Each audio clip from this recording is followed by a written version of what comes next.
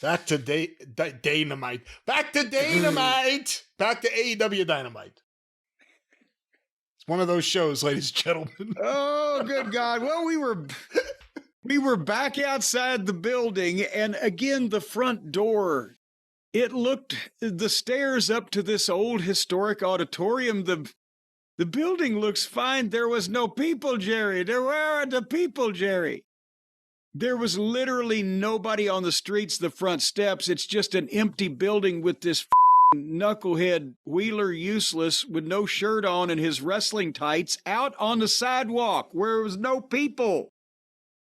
So it looked bizarre. And as the guy said, he looked like a used vinyl store clerk, stripped to the waist. Maybe he's delivering the naked wines. What do you think? That would have been a reason to be out on the street. It looked like, is the city closed? That's my first thought when he walked in. That's what it looks like. They had thrown a police cordon around this entire block so you would think that it was. The front steps looked like the final scene in Time Enough at Last, the Twilight Zone episode with Burgess Meredith. The world has come to an end. He's sitting on the steps of the library.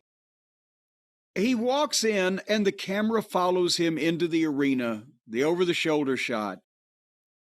It looks like the Evansville Coliseum. It's a 100-year-old building, and it's small. And they've accentuated that by walking us through the whole thing and showing us that it's in a goddamn neighborhood.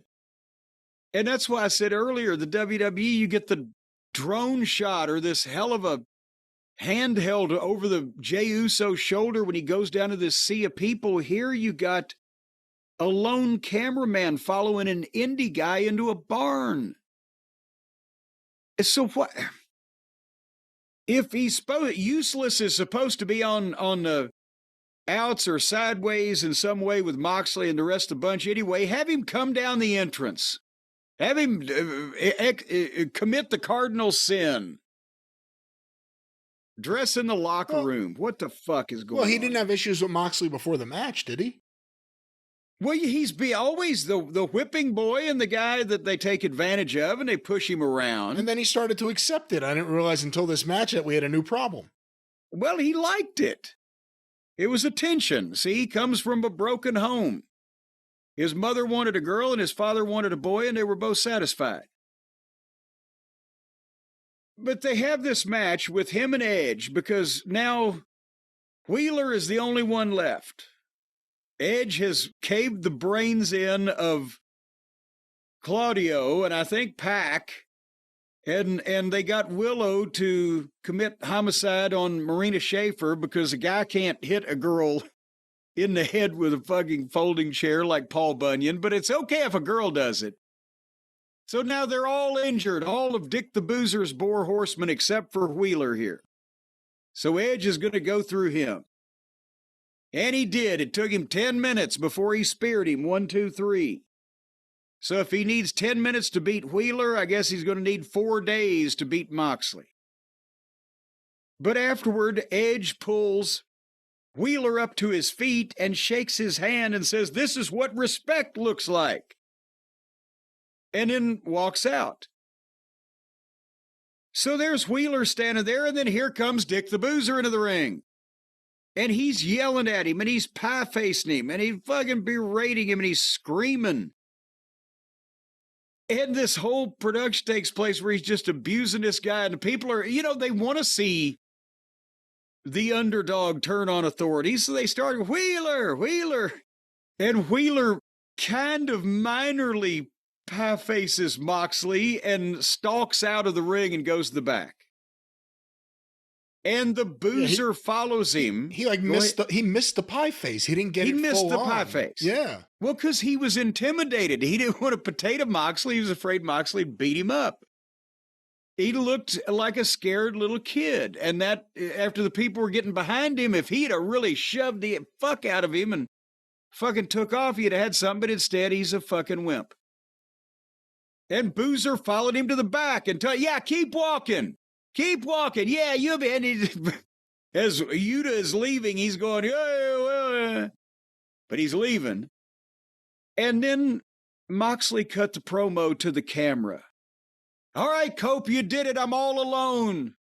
You've taken them all out. But then he cut the normal promo about how he's going to drink Edge's bones. And I mean, if his job is to sound like the raving serial killer testifying in court, he kind of nails that, but it's so over the top for wrestling, and he just looks so sad and pathetic, and his work is so bad and pathetic, and it makes me so mad. Delirious was a more coherent promo than Moxley, but that was this segment again where every group, every team has people that are mad at each other that are on it. Have you noticed? It can't just be one. The only ones that have evolved, or not evolved, but evaded some kind of indie booking pollution has been the Hurt Syndicate. But I don't know. You think Cope's getting the belt? Well, and do you think Christian's going to cash in? But then where would that... Nobody is... clamoring to see Christian Cage be the world champion. They might momentarily cheer for Edge becoming the champion just because, hey, we like Edge kind of, and Jesus Christ, somebody beat Moxley, thankfully. But then you've got a 51 or 3-year-old champion that just came off a broken leg. Well, and who's his next promo set up with, or program set up with? With simpler hair color, he may look as young as 40. He always had blonde hair. He doesn't anymore. Well, but you can't, it's not as jarring when somebody goes from blonde to gray as from when they go from like Bill Superstar Dundee jet black to gray. You think we see Danielson? What do you think is going to happen here? I mean, it's such a positive thing. The last few weeks, one by one, as each member of the Death Riders got killed off, it was like, man, I'm starting to like this show a little more. What do you think the next step is? Do you think Danielson's going to come back and cost Moxley? Do you care enough that you put any thought into it? I've put no thought into it, except that this is literally now the title picture is being dominated by the Over the Hill gang. That's what got me, though. When Moxley said, I think he said in the promo, I'm the world champion. And it's like, you know, it hit me when I realized he's the world champion. Look at everything happening over at WWE. Their main feud is Adam Copeland versus Jon Moxley. It just seems like two different worlds.